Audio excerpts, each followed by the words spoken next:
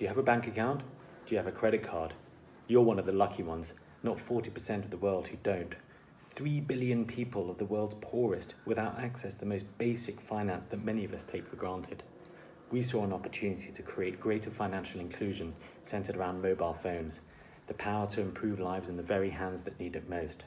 Our idea is to provide integrated banking via simple and secure mobile apps, starting first in Vietnam. Why Vietnam? Listen, 85% under the age of 55, 60% mobile penetration of internet, and a thriving fintech environment ranking second in ASEAN. It's going to be an exciting testbed for our startup. What are we going to do? Our market entry strategy has 3 key differentiators. 1, we'll be going beyond the e-wallet status quo.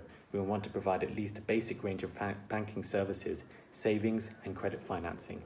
2, incumbent banks and telecoms use flagship stores. We aim to be fully digital and near zero physical footprint. 3, our value proposition will be based on blockchain and smart contracts, addressing current inefficiencies in the value chain. This approach will not only benefit end users, the government will be able to see greater financial inclusion across the population, ultimately increasing wealth and raising living standards amongst those traditionally at the lower end of the spectrum. Our ambition is to eventually deploy this to other countries along the Belt and Road, which altogether contribute 30% of the world's GDP. We know financial inclusion ultimately drives growth. If we begin to tackle this now, we have the potential to make the world a better place.